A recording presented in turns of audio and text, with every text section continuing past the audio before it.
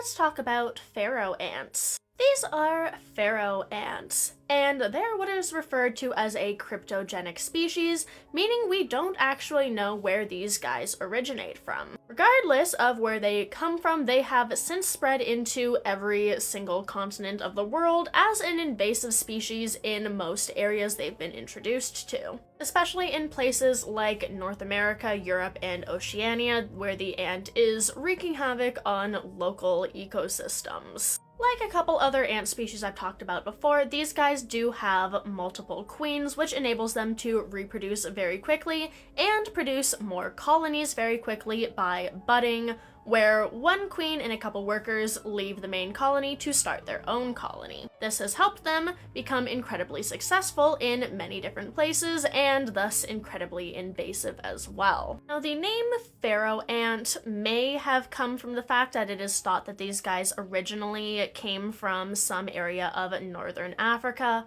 potentially Egypt, but I think now it's been shown that they did not actually originate from Egypt. And I saw one or two sources claiming that the name pharaoh ants comes from a belief that this could have been involved in one of the historic 10 plagues of Egypt. However, I'm not entirely sure where that came from, so I don't know whether or not that is in fact real. It mentions, I think, locusts, flies, and gnats, none of which are ants.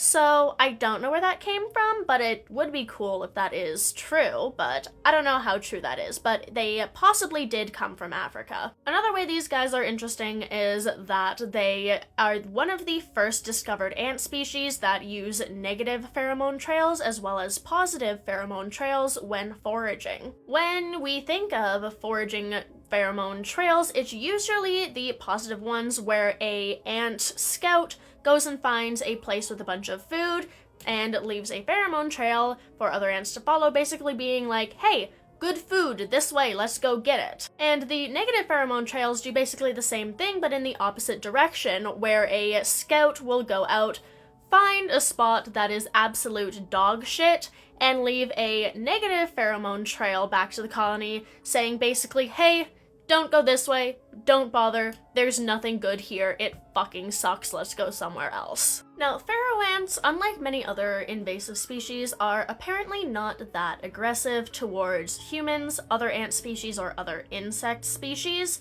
Their invasiveness largely comes from outcompeting native wildlife for resources, due to the fact that their colonies can proliferate so stupidly quick. They're also a pretty common household pest, and they can be very inconvenient when found indoors, in houses and apartment buildings, and weirdly very common in hospitals as well. They are fond of warm and slightly damp locations, and hospitals apparently make very, very good breeding grounds for multiple pharaoh ant nests. And while the ants themselves are not necessarily the problems, they can cause other issues by contaminating medical equipment and spreading bacteria. So it does make them a weirdly common and dangerous pests in many hospitals.